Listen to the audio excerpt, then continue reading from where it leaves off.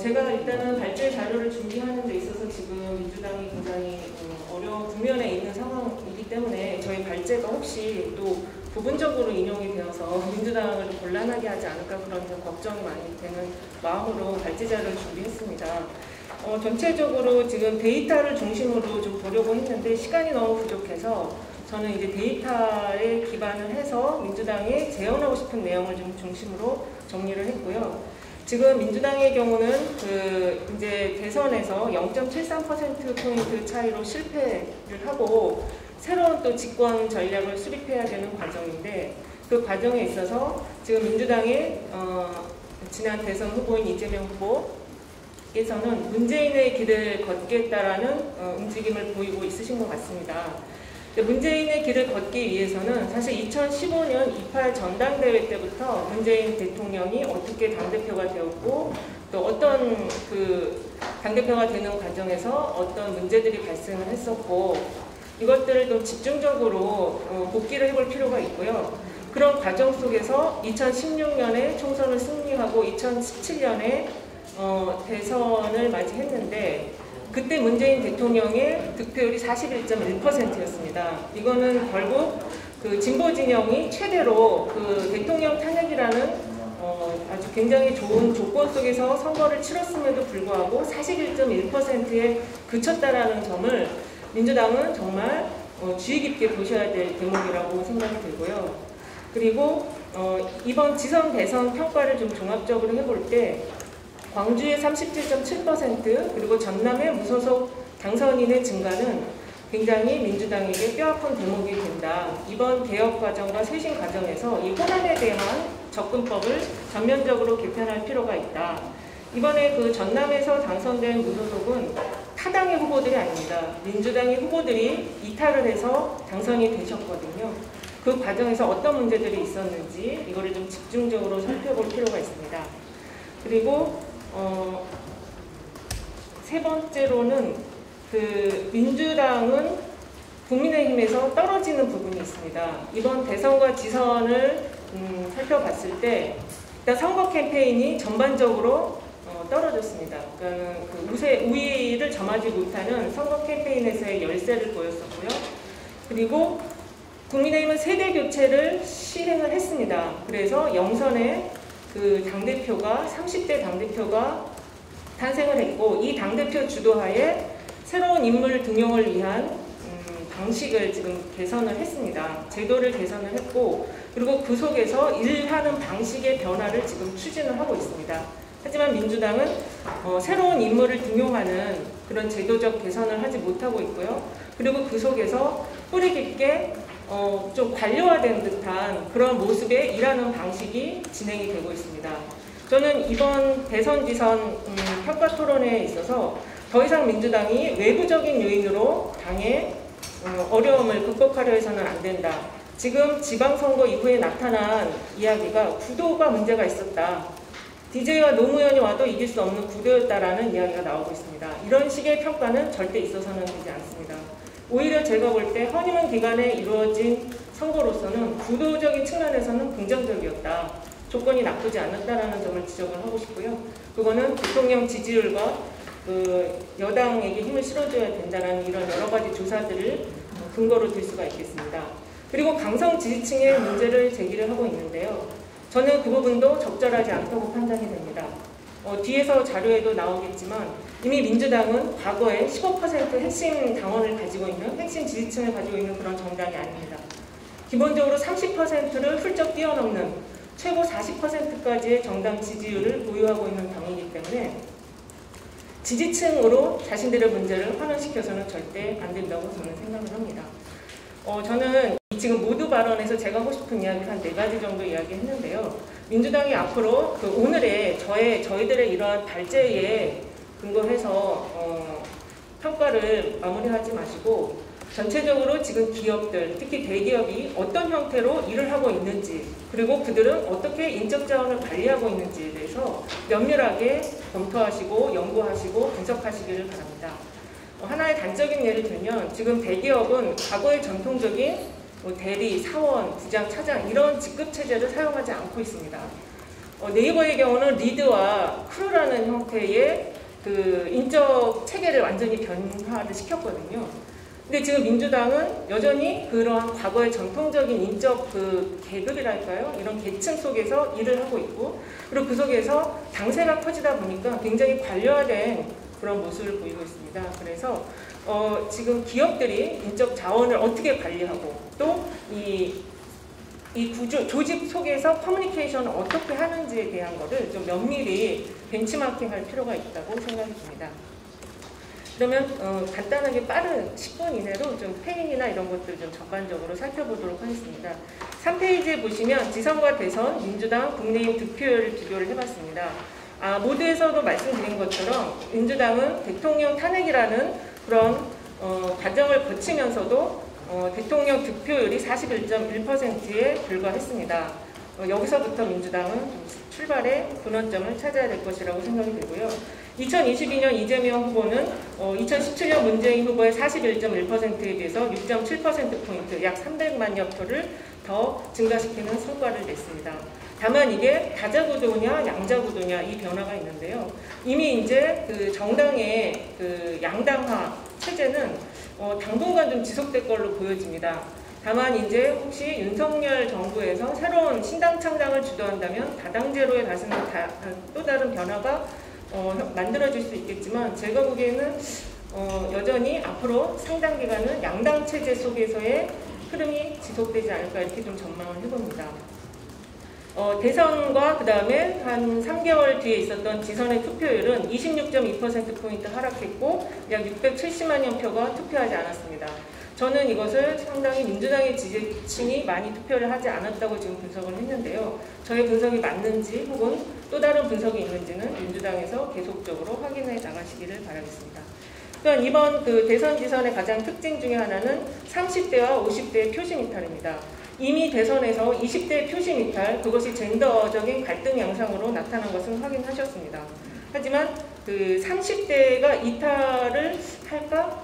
여전히 민주당의 핵심 지지층이 아닐까 생각을 하셨을 수 있겠는데요. 이번 지방선거에 나타난 흐름을 보면은 30대 여성층에서 표심 이탈이 좀 있는 것으로 보여집니다. 저는 그 이유에 대해서 교육 이슈를 좀 들고 싶은데요. 그건 저의 주관적인 생각인데, 어쨌든 그 지난 4여 년 동안 민주당의 그 진보교육감들이 혁신 교육 정책을 수립을 했지만 그것이 과연 학부모들의 만족도를 끌어냈는가, 그리고 코로나의 과정을 거치면서 교육 현장의 변화를 준비를 과연 했는가, 이 부분에 있어서 30대의 표심 이탈이 있었다. 그리고 부동산 문제도 여전히 30대 표심 이탈의 중요한 그 요인이긴 한데, 그거는 지금 시장 상황 변화가 진행되고 있기 때문에 그래도 대선 때보다는 이 부분이 조금 완화되었다라고 저는 보고 있습니다. 그리고 50대 표심 이탈이 있는데 특히 이제 여성층에서 표심 이탈이 있었던 걸로 보여지는데요. 그거는 좀 구체적인 내용은 이제 민주당에서 조금 더 살펴보셨으면 좋겠습니다. 지역별로는 그 민주당의 경우에 2002년 대선 대비 지선에서 경기 대전, 충남, 울산, 경북, 전북, 강원, 제주 등 8곳에서 2022년 대선보다 더 득표율이 2%포인트 이내에서 유지되거나 더 증가한 지역들이 8군데로 나타났습니다. 이 지역들의 특징은 약간 이제 중도 성향 표심이라고 해야 될까요? 그런 지역들인데, 어쨌든 8군데가 이런 지난 대선 때보다 더 득표가 증강이 되거나 유지가 되었다는 점에 좀 착안을 하셔서, 요거는 3페이지에 4번째 박스에 있는 내용입니다. 이거 자료입니다. 지금 탁자에 보이시죠? 지금 페이지가 좀 다른가요? 3쪽이요. 네. 3쪽의 4번째 네모 박스를 보시면 2022년 대선 대비 지방선거에서 민주당의 득표율이 상대적으로 유지되거나 증가한 지역, 저는 한 2%포인트 이내는 그냥 비슷하게 유지됐다고 보았고요. 그래서 8군데가 더 증가한 흐름을 보입니다. 이 표에 보면은 이제 그게 이제 증감이 나오는데, 여기서 감안하셔야 될 거는 투표율이 낮아졌다라는 걸 좀 감안해서 보실 필요는 있는데, 어쨌든 지금 이런 지역, 8군데의 지역을 보면 울산이나 경북에서도 상당히 민주당의 세가 이미 이제 좀 자리를 잡아가고 있다라고 좀 볼 수 있을 것 같습니다. 국민의힘은 17개 전 지역에서 대선 대비 득표율이 증가를 했습니다. 4페이지에 보시면은 2022년에 대선 패인에 대해서 제 나름대로 10가지를 정리해 보았습니다. 일단 민주당은 전통적 지지층 확보보다는 지역 분할 집권 전략을 계속 지난 대선에서 썼었다. 그리고 그 과정에서 시대 정신을 제시하는 것이 좀 미흡했었다. 국민의힘은 이 전통적 지역 분할을 좀 탈피해서 그 자신들의 영남, 그 전통적 지지 기반 안에 플러스 호남에서의 2030 또는 수도권에서의 2030을 공략하는 전략을 썼습니다. 그게 이제 젠더 이슈로 좀 촉발이 되긴 했지만 그렇더라도 국민의힘은 확장 전략을 대선 전략으로 사용했다는 것이죠. 그리고 이거는 뭐 MZ세대의 그 이슈인 공정과 성인지 감수성에 대해서 민주당 전체가 좀 낮은 민감도를 보였고 이들 세대에 대한 견인 전략이 부족했었고 그 다음에 선거 캠페인에 있어서 당 핵심 부서관 특히 이제 지금 언론 지형이 바뀌고 있기 때문에 홍보와 SNS, 유튜브 굉장히 중요한 매체들인데 여기서 당 핵심 부서관의 그 선거 캠페인 시너지가 좀 미약했었다. 그리고 역량도 부족했었다. 부동산과 노동 정책 등 진보 정책 추진과 관련해서 사실 이런 분석도 있더라고요. 그 역대 정부에서 그 문재인 정부만큼 진보 정책들을 확실하게 추진한 정부가 없었다. 그런데 결론은 집권 실패로 이어졌다. 그래서 이러한 지적에 대해서는 민주당이 좀 더 살펴볼 필요가 있고 저는 그러한 요인으로는 현장성을 반영하지 못했기 때문이다라고 생각을 하고 있습니다. 또 경쟁당의 변화에 좀 경시하는 측면이 있었고요. 사회 현안과 이슈에 대해서 여론 형성을 하는 오피니언 리더 또는 인플루언서의 그 새로운 프레임 제시가 좀 부족했었다. 하나 예를 들면 무속 이슈, 배우자의 무속 이슈에 너무 올인한 측면이 있었다. 그 다음에 이제 7번부터 10번까지는 좀 당내의 문제를 저는 좀 지적을 하고 싶었습니다. 일단 후보 가족과 배우자 이슈에 대한 레드팀의 기민한 대응이 상당히 미비했다. 이거는 예측을 못한 부분도 있을 것 같습니다. 후보에 대한 정보가 당내 선거 그 조직에서 너무 좀 공유가 안 된 면이 있지 않았나. 그런 점을 좀 지적을 하고 싶고 앞으로 이제 대선을 준비할 때 이 가족 이슈에 대한 레드팀의 기민한 대응이 반드시 필요하기 때문에 후보자의 정보에 대해서 선거 본부나 선거 기구들은 좀 공유할 필요가 있다. 그 다음에 당내 경선 후유증을 극복하기 위한 이재명 후보의 인간적 스킨십이 너무 부족했다. 당 경선 이후에 후보 캠프와 당 선대위의 유기적 결합이 미비했다. 이것은 3번에 있는 그 당의 핵심 부서의 역량의 부족과 연계가 되는 내용이라고 할 수 있겠습니다. 또 하나 마지막으로 지적하고 싶은 게 이 초선 국회의원들의 그 선거 경험 또는 정치 경험이 지금 민주당을 구성하고 있는 이 권리당원들의 선거 경험과 격차가 너무 크게 벌어져 있습니다. 그렇다 보니까 이 지지층과의 갈등이 지금 나타나고 있는데요. 결국 이거는 지역 내 리더십을 발휘하지 못하는 그런 흐름으로 이어지고 있습니다. 지금 이번 지방선거에서 그 국회의원들이 과연 이 지역을 잘 관리했는지에 대한 평가가 좀 이루어질 필요가 있다고 보여지고요. 그리고 2002년 지선 패인을 5가지로 또 정리해봤습니다. 5페이지인데요. 여기서는 일단 비대위 구성에 있어서 명분과 대표성 등 절차적 정당성이 미비했고 비대위원장, 민주당을 대표하는 얼굴이라고 할 수 있는 인물에 대한 발언의 통제권이 거의 불가능했다. 이거는 앞으로 좀 장치 보완이 필요하다라는 점을 지적을 드리고 싶습니다. 또 공천 과정에서 중앙당의 오락가락한 행보, 서울시 공천과 광명시 공천이 단적인 예였고요. 지방선거 캠페인 역시 대선과 마찬가지로 전략이 좀 부재했습니다. 일꾼론, 견제론, 균형론, 김포공항 이전 이슈 이런 것들은 그 중앙당이 그 선거를 앞두고 중앙에서 좀 대표 공약으로 만들어야 하고 그걸 후보들과 공유했어야 되는 부분에 있어서 좀 정확하게 하지 못했다라는 점 지적하고요. 그 다음에 원내 전략이 굉장히 미흡했었다. 인사청문회라든지 법안 처리 과정에 있어서 그 원내 전략이 미흡한 점에 있어서는 향후 제도적 보완이 필요하다. 다시 한번 초선 의원들의 지역 조직 그 관리 능력에 대한 부분을 당에서 좀 제도적으로 뒷받침을 해줘야 된다. 그 지역을 관리하는 게 굉장히 어렵잖아요. 그 노하우들을 전수를 해주든지 아니면은 잘 못하는 영역에 있어서 지원을 해주든지 그 애로사항을 청취를 할 필요가 있습니다. 그거를 그냥 아무것도 안 하고 맡겨놓는다? 그 국회의원은 신이 아니에요. 제가 보기에 의정활동 하기도 지금 굉장히 원내정당으로 이미 자리가 잡혀 있어서 어려운데 지역 활동까지 잘한다라는 거는 굉장히 어려운 과제이거든요. 특히 지금 민주당은 초선 의원이 거의 70명 이상인 걸로 알고 있는데 이분들에 대한 당의 뒷받침이 정말 절실하게 필요하다. 그럼 대선지선 페인의 공통점은 무엇일까? 저는 세 가지로 다시 정리했습니다. 후보와 당 조직의 유기적 결합 구조 및 정당 핵심 기능의 효능감이 완전히 저하됐다. 민주당의 내부적인 요인입니다. 두 번째는 당내 경선 과정에서 민주성과 공정성이 미비했다. 당의 미래 세대를 특히 정치를 하겠다는 인물에 대한 수혈 방식의 변화가 필요하고 이것은 지금 당원들 사이에서 나타나고 있는 그 제도 개선, 대의원 제도의 등가성, 표의 등가성을 맞춰달라, 중앙위의 컷오프 방식을 없애달라 등등의 지금 요구들이 이 경선 과정에서의 민주성, 공정성 미비로 지금 나타났다고 볼 수 있겠습니다. 또한 사회 변화를 반영한 정당 밀착형 강화 교육 연수 프로그램들이 좀 미비했고 사회 변화에 정말 민감하지 못했다. 전문가 네트워크가 민주당이 잘 구축이 되어 있는지 저는 좀 의문이 많이 들었습니다. 그래서 이런 부분을 강화할 필요가 있고요. 마지막으로 유권자 지형 변화에 따른 민주당의 향후 과제입니다. 저는 세 가지를 이야기하고 싶습니다. 먼저 민주당의 정당 지지층이 굉장히 확대되어 있습니다. 일단 지금 기간 당원, 권리당원은 80만 이상으로 알려져 있고요. 또 지지층까지 합산한다면 300만까지도 얘기를 하고 400만까지도 이야기를 합니다. 이 사람들에 대한 정당 일체감이 강화될 수 있는 그러한 여러 가지 교육과 연수 프로그램들이 준비가 되어 있는가? 저는 거의 준비 안 되어 있다고 보고 있고요. 그리고 현재 민주당의 지지층을 구성하고 있는 이분들은 2017년에 대통령 탄핵을 통해서 정치적 각성을 거친 굉장히 이면적으로 진보화된 그런 지지층입니다. 이분들을 자꾸 중도 성향이라고 이야기하는 거에 대해서 저는 한번 이념 성향 분석이라든지 이런 걸 좀 당에서 주기적으로 해서 트래킹을 할 필요가 있다.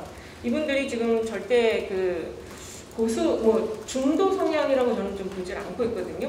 과거에 약보수였어도 이분들이 정치적 각성을 통해서 굉장히 좀 정치에 있어서 고관여층이 되어 있고 또 진보화된 이념을 가지고 있기 때문에 결국 민주당이 이들을 중심으로 해서 그리고 이들이 결국 40대, 50대가 핵심입니다.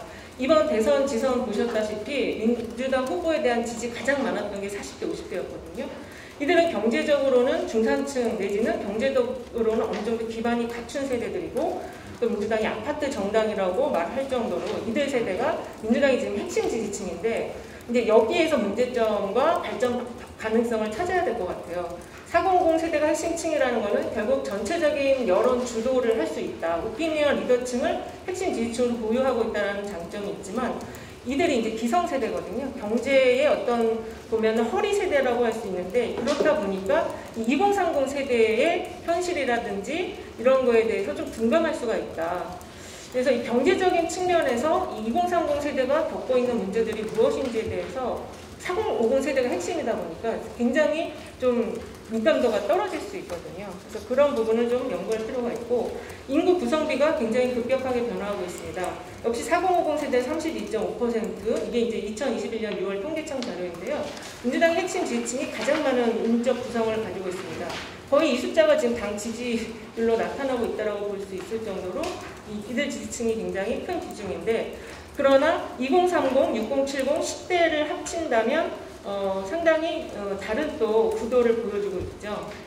그래서 이 4050이 가장 큰 비중을 갖고 있는 핵심층이지만 이 세대 구성에 대한 연구를 꾸준히 할 필요가 있고 그렇게 세대 연구를 하다 보면 젠더 이슈에 대해서 흔들리지 않을 수 있다. 저는 좀 그 점을 지적을 해드리고 싶습니다. 마지막으로 정치 고령화에 대한 미디어와 콘텐츠 전략을 변화할 필요가 있다. 지금 그 8페이지에 보시는 자료는 KT가 디지털 미디어랩 나스 미디어에 의뢰해서 한 인터넷 이용자 조사 결과입니다. 2021년 자료인데요. 50대 이상에서 그 유튜브의 이용이 굉장히 높은 편입니다. 다른 연령대에 비해서 아주 크게 떨어지지 않은 상황이고 50대 이상은 구글도 상당히 많이 이용을 합니다. 오히려 지금 다음을 잘 이용을 하지 않는 흐름을 보이고 있거든요. 인스타그램도 적지만 이용을 하고 있습니다.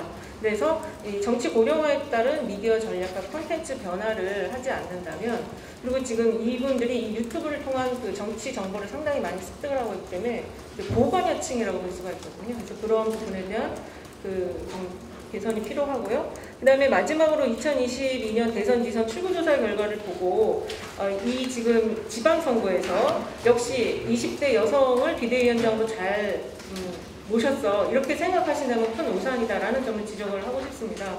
20대와 30대에서 민주당 지지가 늘긴 했지만 이 투표율을 감안해서 보셔야 됩니다. 아마 전체적인 득표수를 보면은 많이 좀 줄어들었을 거고요. 이들이 어디로 갔나 그거를 좀 살펴볼 필요가 있다. 그리고 이 자료에서도 보시면은 역시 4050이 민주당의 핵심 지지층이라는 점을 다시 한번 확인시켜주고 있습니다. 그런 점에서 장점과 단점을 분석을 하셔서 민주당의 향후 개혁과 쇄신 방향의 자료로 이용을 하셨으면 좋겠습니다. 제 발제는 이것으로 마무리하도록 하겠습니다. 감사합니다.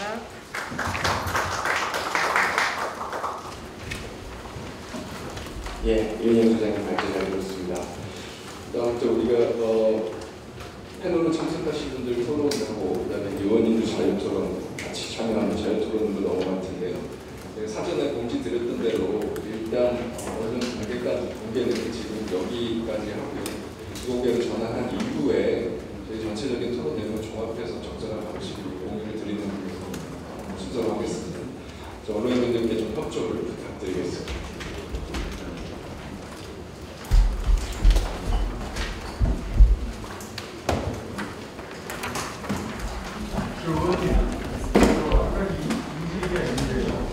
저희는 여기 왔을 때 여기 와가지고 비공개한 사실 그렇고 보도자료나 이걸 통해서는 전부 다 공개하는 걸로 알고 있었고 좀 밟지 말고 다른 토론자의 공개된 토론자의 얘기도 듣지 못하게 하고 그거를 한다는 것도 이해가 안 되거든요. 이게 민감한 문제일수록 오히려 이런 거 공개적으로 하기는 원하지 이렇게 하는 요양병원에 사는 분은 사실 무슨 짓을 하는지 분들이 없어야겠습니다.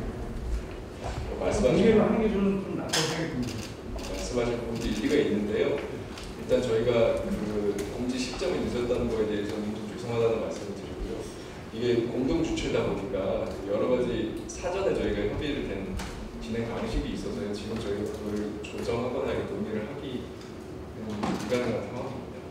양해해 주십시오. 공동 주최하는 의원님들이 동의하는 공개 지금 여기서 저희가 논의를 해서 결정을 좀 했으면 좋겠다는 생각이 드는데요. 대표 발제하신 분이 이제 어쨌든 하신 거가 전체 토론 평가를 포함하지 못하고 있다고 생각을 하고, 그러니까 저희 의원들끼리 토론하는 거는 비공개를 하더라도 외국에서 오신 분들 얘기는 뼈아프게 듣는 그런 자리로 공개적으로 했으면 좋겠다는 생각이 드는데, 다만 여기 기자분들께서 기사를 쓰실 때 여기에 이제 오늘 발제와 토론을 하신 분들은 저희 민주당에게 뼈아픈 얘기 뭐 이렇게 평가를 해주시는 그런 차원에서 오신 거지 저희 민주당의 입장은 아니거든요. 근데 그거를 저희 당의 뭐 민주당의 평가 입장인 것처럼 기사화되는 거에 대한 좀 우려가 좀 있는 것 같아요. 그런 차원에서 기자님들께 그걸 좀 부지를 시키고 이렇게 시켜드리고, 그리고 저희 공동주최한 영향인들 한가 된다면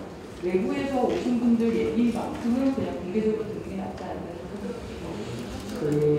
이사님은 제가 주최자가 아니어서 죄송합니다. 의원님들 죄송한데요. 지금 이 논의 자체는 저희가 이제 할 상황은 아니고요. 저희가 사전에 합의된 것이기 때문에 주최하는 측에서 일단 합의된 내용대로 이런 진행을 하고 변경이 필요한 건 논의를 해서 변경을 하는 방식으로 하겠습니다. 죄송하지만 일단 저희가 합의된 내용은 여기까지 공개하는 것입니다. 그래서 다시 한 번 더 협조를 부탁드리고요. 저희가 논의를 해서 좀 변경의 여지가 있다고 하면 다시 말씀을 언론들께도 말씀드리겠습니다. 일단은 그렇게 진행하겠습니다.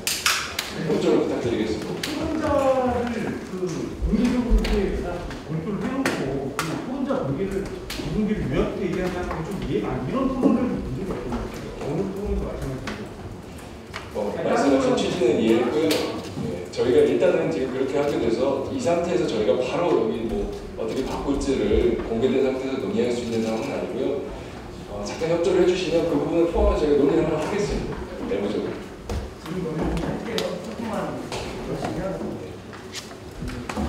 논의를 하겠습니다.